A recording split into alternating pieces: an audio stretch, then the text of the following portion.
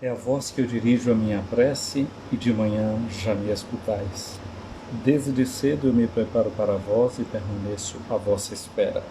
Graça e paz, cara amiga, caro amigo que diariamente acompanha a nossa meditação sobre a Palavra de Deus no Santo Evangelho, a Palavra de Deus na Santa Liturgia, nesta quarta-feira da 16ª semana do Tempo Comum.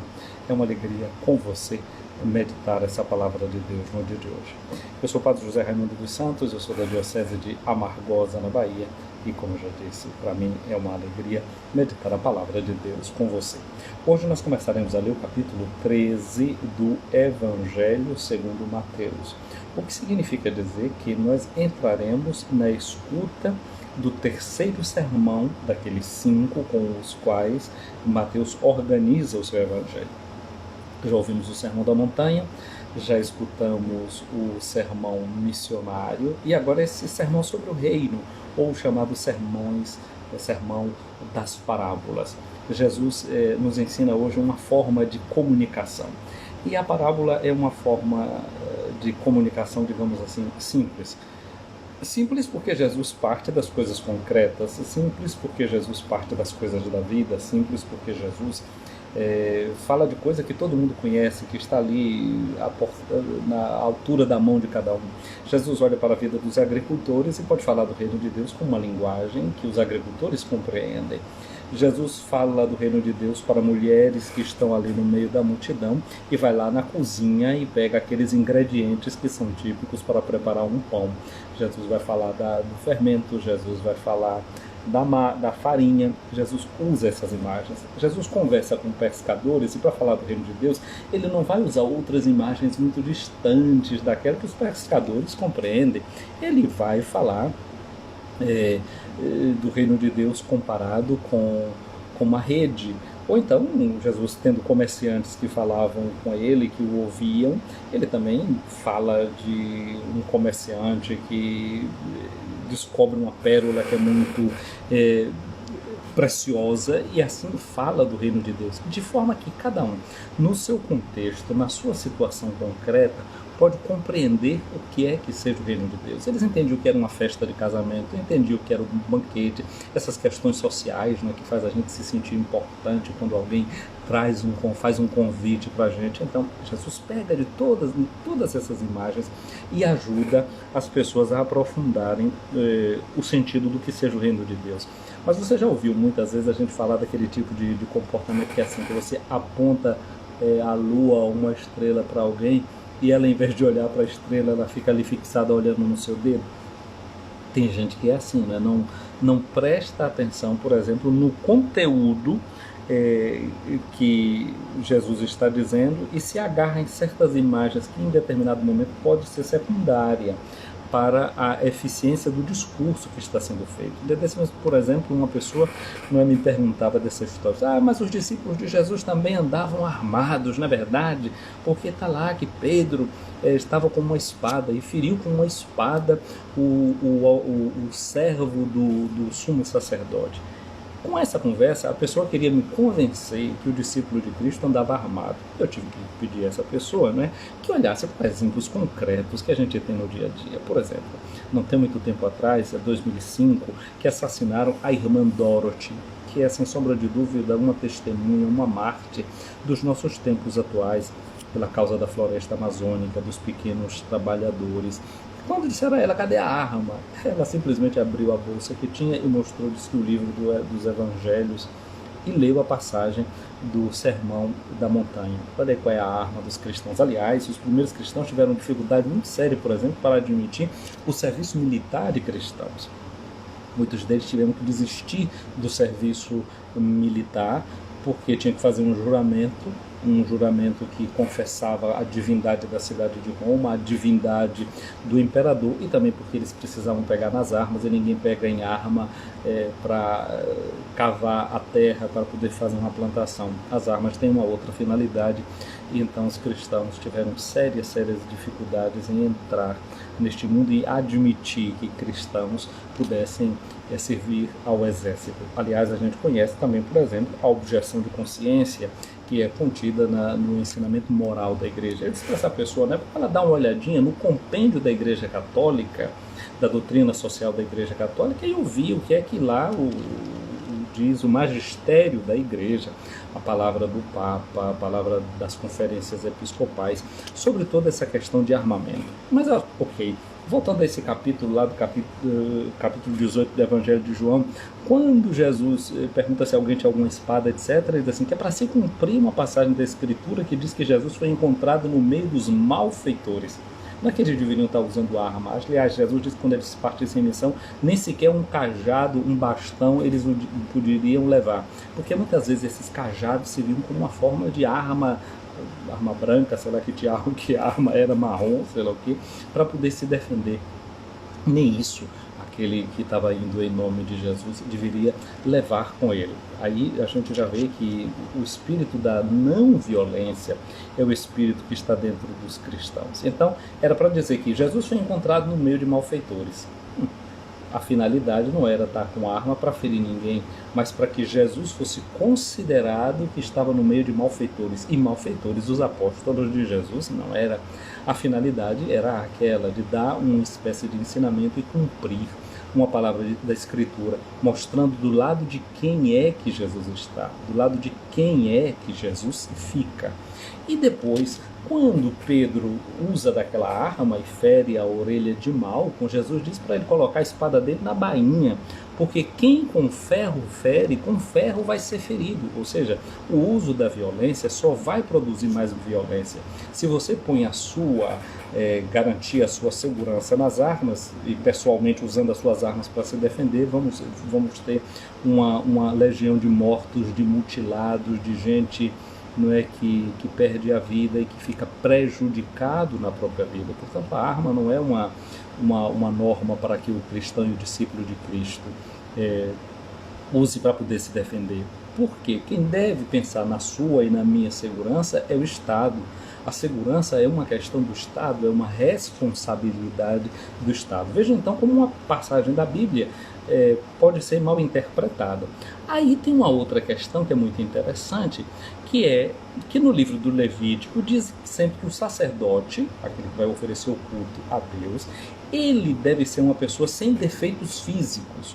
Porque defeito físico era interpretado como um sinônimo de ter uma mácula, de ter um pecado. E não convinha para aqueles que serviam ao Deus que é perfeito, então, que estes seus ministros carregassem uma imperfeição física. Era uma espécie de contradição na mentalidade deles. E era assim também no mundo pagão. Os sacerdotes deveriam ser alguém que tinha uma forma física integral. Ora, quando Pedro, com uma espada, fere a orelha do servo do sumo sacerdote que estava ali, eu quero que tinha a ver o sumo sacerdote com o grupo de soldados que foram prender Jesus. Então ele não iria lá. Então ele manda o seu representante, que é o seu servo. Ele está ali como um embaixador do sumo sacerdote. Portanto, ferir a orelha do sumo sacerdote é como dizer assim, que aquela religião foi ferida no seu vértice, naquele ponto mais alto, que era o sumo sacerdote. E então é como que diz assim, essa religião do culto externo que não estava mais produzindo frutos, ela está ferida. Mas só que o que Jesus quer não é pura e simplesmente entrar numa luta, numa disputa religiosa, ele põe a orelha de Malco no lugar. Porque Jesus o que vem fazer é instaurar uma nova forma de relação com Deus. Ele diz, destruam este templo e eu o reerguerei em 3 dias. Surgiria um templo novo. Então a questão não é fazer reformas naquele tipo de religião antiga que estava existindo, não é dar esse golpe naquele tipo de religião, mas criar uma nova relação de Deus com os homens. Veja que uma coisa, um texto que é colocado como uma finalidade dentro da Bíblia, alguém pode ler e fazer uma interpretação completamente diferente, querendo justificar, por exemplo, o uso das armas. Quando Jesus conta uma parábola, tem uma coisa que é muito interessante. Não é só para facilitar a compreensão de quem está ouvindo, mas é para enredar quem está ouvindo. Joga uma rede em quem está ouvindo, captura quem está ouvindo, captura a sua atenção e captura a sua intenção, para que você pense profundamente nessa palavra e seja capaz de se decidir e seja capaz de se converter. A finalidade do anúncio da palavra é um só: a conversão do nosso coração. Hoje, o texto que nós então começamos a ouvir desse sermão, dessas parábolas, no capítulo 13 do Evangelho de Mateus, nós lemos os primeiros 9 versículos. E o que é que nós encontramos aí? Assim diz que Jesus saiu de casa e foi sentar-se à margem do mar da Galileia. Então pensamos nessa cena, que é uma cena idílica, à margem do mar da Galileia, e Jesus ali sentado. Essa posição de quem está sentado, a gente já viu no domingo passado, lembra de Marta e Maria, Jesus sentado e Maria sentada aos seus pés para escutá-lo. Então é a posição do mestre, é a posição daquele que ensina, é a posição daquele que tem um ensinamento sólido para ser dado.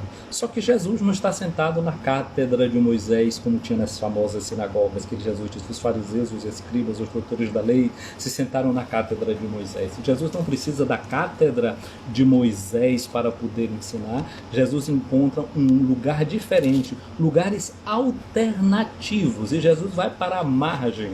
Interessante, que da palavra margem vem a palavra também marginal, não é? Marginal é aquele que se coloca na margem. Jesus vai para a margem, para a borda do mar da Galileia. O mar da Galileia, o mar era sempre visto também como um lugar onde forças do mal poderiam estar presentes, mas o mar também era aquele lugar onde os trabalhadores iam pescar e etc. Eu acho que sentado ali naquela margem é como que um lugar de divisão, de estar na borda, não é? Jesus está entre o trabalho, veja, Marta e Maria, o trabalho e a escuta. Aquele lugar ali do mar se torna não somente lugar de trabalho, mas também lugar de escuta. O trabalho e aquele mar que é lugar onde se vai ganhar o pão, pode ser o lugar também da pregação, de onde a gente recebe um pão que é diferente e que a gente precisa. O homem não vive somente de pão, mas de toda a palavra que sai da boca de Deus. Vocês devem vir a esse lago não somente para buscar comida, vocês podem vir aqui à margem desse lago para encontrar uma palavra que refaz a sua vida para a vida eterna. Eu acho que todas essas coisas a gente pode ouvir ecoar com essa água que vem, com esse mar que canta soprado pelo vento. Acho que todas essas coisas a gente pode intuir aqui com Jesus no mar da Galileia. Tu te abeiraste da praia, não buscaste nem sábios nem ricos. O mar da Galileia não era o mar que a gente está pensando, né? Era um lago. Então Jesus está aí, à borda desse lago que toma uma grande área daquela região onde ele estava. O que acontece também é que ali havia uma grande multidão reunida em volta de Jesus. Assim como tem um lago que é rodeado por muita terra e por muitas cidades, em volta de Jesus tem gente reunida em volta. Como que ele agora é o lago. Ele é o lugar onde a gente pode encontrar o peixe para a vida eterna, a comida. Assim como tem várias cidades à borda daquele lago, tem muita gente em volta de Jesus. Ele agora é o centro, não mais o lago é o centro daquele lugar. E é uma coisa interessante, porque ali na Galileia tem muita coisa que mudou, mas o lago está no mesmo lugar. E assim também hoje a gente pode dizer, Jesus continua sendo sempre o mesmo, ontem, hoje e sempre, como diz a carta aos Hebreus. Aí a gente se aproxima dele como centro da nossa vida. Diz que ele se sentou enquanto a multidão ficava de pé na praia. A multidão de pé na praia. Esse está de pé para escutar o mestre. Eu lembrava vocês naquele que dizia Santo Agostinho, como era justamente isso que acontecia nas comunidades dele. O bispo era aquele que se sentava e o povo ficava em pé para escutar a sua palavra, escutar a sua pregação. Era assim no mundo antigo. E Jesus começa a falar, dizer muitas coisas em parábola, dizer muitas coisas em comparação, dizendo muitas coisas usando imagem.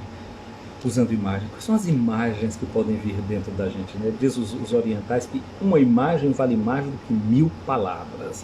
Então Jesus sabe usar bem desses recursos. Uma grande imagem à qual a gente poderia prestar atenção é justamente a imagem que nós somos, porque nós somos criados à imagem e à semelhança de Deus. Essa é a imagem à qual a gente deve realmente prestar atenção. Então Jesus usa essas parábolas, essas comparações, e a imagem que Jesus usa é essa. O semeador saiu a semear. Enquanto ele semeava, algumas sementes caíram à beira do caminho e os pássaros vieram e as comeram. Outras sementes caíram em terra pedregosa, onde não havia muita terra. As sementes logo brotaram, porque a terra não era profunda. Mas quando o sol apareceu, as plantas ficaram queimadas e secaram, porque não tinham raiz. Outras sementes caíram no meio dos espinhos. Os espinhos cresceram e sufocaram as plantas. As outras sementes, porém, caíram em terra boa e produziram a base de 100, de 60, de 30 frutos por semente.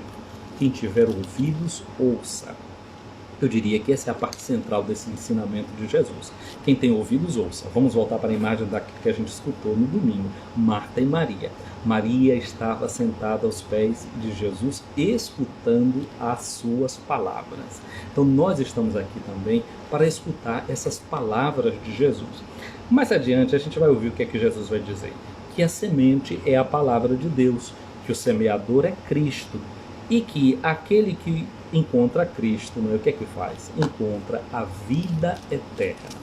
Gente, a semente é o reino de Deus. Teve um escritor antigo, chamava-se Orígenes, ele dizia que Jesus é o próprio reino de Deus.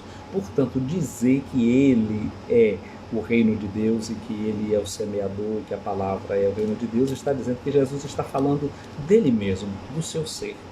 Que ele se entrega a todo tipo de terreno, a todo tipo de coração, a todo tipo de pessoa. Ele não fica olhando se tem espinho naquele terreno, se tem pedras. Ninguém tem desculpas para dizer que Jesus não veio até ele. Jesus se doa a todas as pessoas. Jesus se entrega a todas as pessoas, sem fazer acepção. Cada um de nós pode receber essa semente. Agora, uma coisa que é bonita e eu acho que vale a pena a gente pensar, é que esta semente tem o potencial de transformar o terreno. Tem o potencial de transformar o terreno. Paulo, quando acolheu essa palavra, ele deixou de ser um perseguidor e se transformou num pregador da palavra. Você, um dia também foi uma semente, né? Foi um sêmen, foi um óvulo que se encontraram, ficou fecundo. E essa semente, na terra do útero da nossa mãe, o que foi que fez? Essa semente foi transformando o terreno. O útero foi se alargando, o ventre da mãe foi se alargando, e aquela barriga que era tão lisinha e parecia que não cabia nada, de repente uma criancinha vai se desenvolvendo ali dentro, e quando nasce tem 2, 3, 4, até 5 quilos. Essa semente vai criando espaço para ela e vai transformando a mãe biologicamente. Ela começa a ter enjoo, ela começa a ter náuseas, ela incha os pés, ela começa a ter desejos de madrugada, quer comer isso, quer comer aquilo. Ela começa a ter sonhos, ela começa também a ter vontade, querer ver aquela criança, ela se modifica, passa a viver para aquele ser que está dentro dela. A mãe é modificada por aquela semente que caiu na terra do seu ventre, ela começa a ser transformada. Assim também você e eu, quando essa semente cai dentro da gente, a gente começa a ser transformado por essa semente. Ela começa a germinar dentro da gente, e se a gente der espaço, ela vai crescendo. Por isso que São Gregório Magno disse que a palavra de Deus cresce com aqueles que a escutam. A mãe vai crescendo com a semente que está dentro dela, a gente vai crescendo com essa semente que a gente recebeu dentro do coração da gente, a gente vai sendo transformado. São Pedro, na sua primeira carta, no capítulo 1, no versículo 23, ele diz assim: vocês foram regenerados, olha, gerados de novo. Você e eu, nós somos gerados de novo. E de que forma é que nós fomos geradas e gerados de novo? Por isso que eu botei essa imagem da mãe aqui, porque é a imagem da geração e da regeneração. Tem tudo a ver. Então ele diz que nós fomos regenerados a partir de um sêmen, ou seja, a partir de uma semente, que não é uma semente perecível, mas é uma semente imperecível. As sementes perecem, né? Se você tem uma semente de feijão, uma semente de trigo, isso, aquilo, aquilo outro, deixa ali fora da terra, etc. Se você não come, etc., vai chegar um momento que ela vai perecer, que ela vai apodrecer sem germinar. Então o que é que a semente tem que... O que é que é perecível? O que é que tem que acontecer? Ela tem que cair na terra, ser regada, receber a luz do sol, ser transformada, se transformar numa planta, depois ela começa a dar fruto. A semente que era uma dá fruto, ela pode dar 30 frutos, pode dar 60, pode dar 100 por um. E aí Pedro diz isso, e ele vai explicar que semente imperecível é essa com a qual a gente foi regenerado. Ele diz: a gente foi regenerado por meio da palavra de Deus. Ontem, não é, Jesus falava daquela geração que estava querendo pedir um sinal para ele, dizer que era uma geração má e adúltera, uma geração degenerada, não é que não se regenerou, mas que se degenerou, perdeu a sua geração e a sua generatividade, a sua capacidade de gerar vida, ela decresceu. Mas bem, minha amiga, meu amigo, se o coração da gente se abre como uma terra boa, essa palavra começa a transformar o coração da gente. E a gente não fica degenerado, a gente pode ser regenerado. Esse terreno pode ser fecundado por essa palavra que cai nele. E aí São Pedro diz que essa semente, que é a palavra de Deus, ele diz que essa semente é viva e é uma semente operosa, ou seja, uma semente que opera, uma semente que age, uma semente que trabalha. E diz, trabalha desde toda a eternidade, porque essa semente vem de Deus. Essa semente vem de Deus. Essa semente, essa palavra é Jesus mesmo, que desde a eternidade, através dele, todas as coisas foram criadas. Por ele, todas as coisas foram feitas. Inclusive você, inclusive eu. Fomos feitos por esta semente eterna, por essa semente que não degenera, por essa semente que não perece. Portanto, no dia de hoje, voltemos também o nosso coração ao Senhor. Senhor Jesus, nós queremos te agradecer porque Tu és a palavra que operas, Tu és a palavra viva desde toda a eternidade. Porque esta semente caiu em nossos corações pela escuta dessa palavra que nós estamos fazendo agora e que nós já fazemos em outros momentos. Nós queremos te agradecer porque essa palavra não fica condicionada pelo terreno no qual ela cai, mas ela pode transformar o terreno onde ela cai se a gente aderir por meio da fé. Nós queremos te pedir a graça de que esta palavra nos regenere, que saiamos das nossas degenerações e possamos ser regenerados, ser uma geração nova, uma geração que vive da palavra, uma geração que vive da esperança, uma geração que vive da transformação. Senhor Jesus, a Tua palavra hoje mostrando que a semente cai em vários tipos de terreno, está dizendo para mim que eu não tenho desculpas, porque Tu não ficas fazendo seleção de pessoas. Para toda e qualquer pessoa, Tu diriges a Tua palavra, diriges o Teu olhar, e por isso nós queremos ser agradecidos. Dá-nos a graça de corresponder ao dom da oferta que nos fazes a cada dia com a Tua palavra. Que no dia de hoje essa palavra possa, Senhor, desabrochar dentro de nós e dar frutos. Mas ensina-nos também a sermos semeadoras e semeadores desta palavra, sem desqualificarmos ninguém, sem encontrarmos desculpas para não oferecer a Tua palavra a ninguém. Que nós possamos acreditar mais na força da Tua palavra do que nas impossibilidades de um terreno. Que a gente faça como aquele agricultor que, vendo uma árvore que não gerava frutos, te pediu um prazo para cavar em volta da planta, para adubar aquela planta e esperar que ela pudesse dar frutos de acordo com a sua natureza. Faze-nos, Senhor, que de acordo com a nossa natureza nós demos aqueles frutos que Tu desejas, porque é a Tua vontade que a gente produza frutos e frutos que durem para a vida eterna. Amém. Ouvi, Senhor, a minha oração, chegue até vós o meu clamor. Minha amiga, meu amigo, o Senhor esteja acima de Ti para te proteger, à Tua frente para te guiar, atrás de Ti para te defender, do Teu lado para te acompanhar, dentro de Ti para te abençoar. Que a bênção de Deus Todo-Poderoso, Pai, Filho e Espírito Santo, desça sobre ti, minha amiga, meu amigo, e permaneça para sempre. Amém. Gente, eu quero agradecer aquelas pessoas que eu estou vendo que realmente está fazendo aquela maratona para curtir essa sementinha que eu jogo a cada dia aqui na internet, né? Fico falando mal dela não, porque eu quero jogar a semente aqui dentro e quero esperar que essa semente possa crescer. Mas para essa semente crescer, você precisa regar essa semente que eu jogo. Eu jogo a semente, mas quem rega é você. Como é que você rega? Você rega curtindo essa semente, dando um like, você rega essa semente que eu jogo aqui a cada dia, fazendo comentários. É muito importante. Fique preguiçoso e preguiçosa não. Faz um pequeno comentário, diz alguma coisa. Isso ajuda essa semente a crescer aqui dentro, né? E outras pessoas terem acesso. Está funcionando, viu? Tem mais gente, porque na medida que vocês vão fazendo a semente crescer, a plataforma vai mostrando isso a outras pessoas. Por isso que eu digo, faça isso. Encaminhe para algumas pessoas. Manda aí, escolhe 5, 6, 7 pessoas, 10 pessoas por dia, encaminha para elas. Não estou dizendo só para você botar no seu story, não. Ali já funciona, mas manda diretamente a 5 pessoas. Pode ser que alguma... Tem gente que diz, é grande demais, não se importa não. Jogue a semente. manda para 5 pessoas hoje, amanhã já manda para mais outras 5, e assim você vai, não é, jogando o adubo na semente, jogando a água e espera a semente crescer. É a sua parte, você precisa também fazer alguma coisa, não é?